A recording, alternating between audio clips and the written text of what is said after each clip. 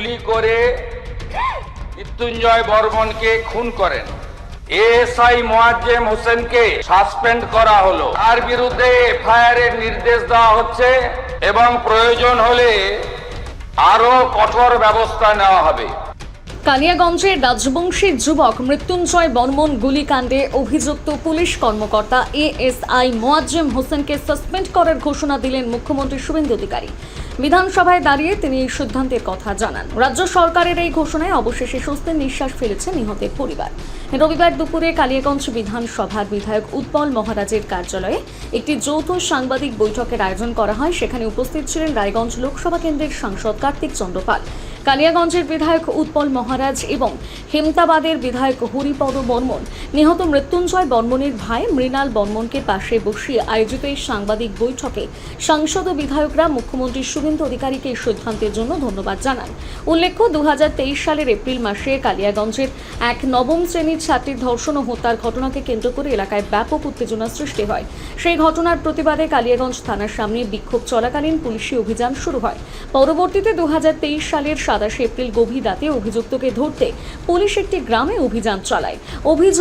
অভিযুক্তকে না পেয়ে সেখানে একটি বিয়ের অনুষ্ঠানে যোগ দিতে আসা নিরীহ রাজবংশী যুবক মৃত্যুঞ্জয় বর্মনকে লক্ষ্য করে এএসআই মোয়াজ্জেম হোসেন গুলি চালান। গুলিবিদ্ধ হয়ে ঘটনাস্থলে মৃত্যু হয় শিলিগুড়ির একটি বেসরকারি সংস্থায় কর্মরত যুবকের। এদিন বিধানসভায় এই ঘটনার প্রসঙ্গ তুলে মুখ্যমন্ত্রী জানান, তৎকালীন সরকার নিহতের পরিবারকে কোনো ক্ষতিপূরণ দেয়নি।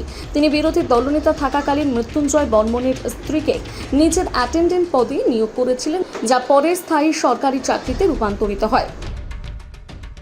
কালিয়াগঞ্জ থানার এএসআই মোয়াজ্জেম হোসেন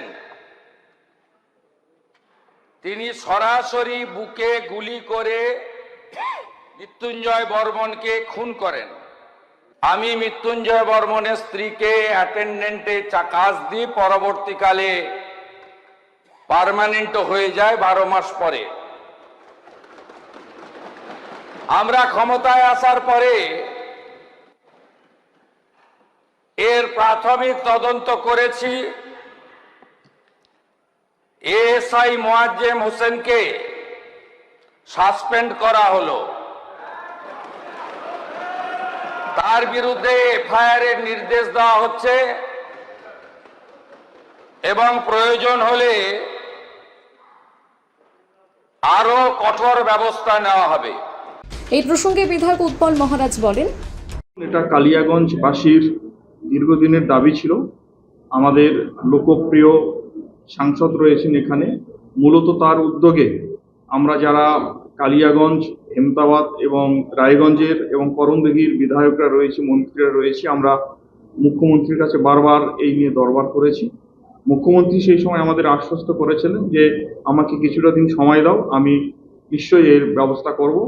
আমাদের দাবি রেখে মুখ্যমন্ত্রী গতকাল বিধানসভায় তিনি আমাদের এই দাবিকে তিনি মান্যতা দিয়েছেন এবং সেই সময়কার যিনি এএসআই ছিলেন, যিনি একজন নিরপরাধ মানুষ, তাকে বুকে গুলি করে হত্যা করেছিল, সেই মোয়াজ্জেম হোসেনকে আমাদের মাননীয় মুখ্যমন্ত্রী, যশস্বী মুখ্যমন্ত্রী কালকে সাসপেন্ড করেছেন। আমরা খুবই আপ্লুত এবং আমাদের সঙ্গে যারা এই আন্দোলনে যুক্ত ছিল গোটা কালিয়াগঞ্জবাসী, তারা খুব খুশি হয়েছে। আমরা মাননীয় মুখ্যমন্ত্রীকে ধন্যবাদ জ্ঞাপন করছি। এই প্রসঙ্গে মৃতের ভাই মৃণাল বর্মন বলেন, হ্যাঁ, কালকে খবরটা পেয়ে খুব খুশি হয়েছি। এতটা খুশি হয়েছি যে সেটা ভাষায় প্রকাশ করা যাবে না। শুধু সাসপেন্ড করলে হবে না, এর যেন উপযুক্ত শাস্তি হয়, সেটা আমরা মাননীয় মুখ্যমন্ত্রীর কাছে আবেদন রাখছি। এবং সেই রাতে যখন গুলি চলছিল, পিছন থেকে যখন আওয়াজ হয়েছিল যে গুলি করো, যে সেই ব্যক্তিটা কে ছিল এবং কার নির্দেশেই মোয়াজ্জেম হোসেন গুলিটা করছিল, ওটার তদন্ত করে ওকেও যেন উপযুক্ত শাস্তি দেওয়া হয়, তার ব্যবস্থা যেন মাননীয় মুখ্যমন্ত্রী করেন। আশা করছি করবে, এটা আমার বিশ্বাস। কালিয়াগঞ্জ থেকে বিশেষ প্রতিবেদন, নিউজ টুডে।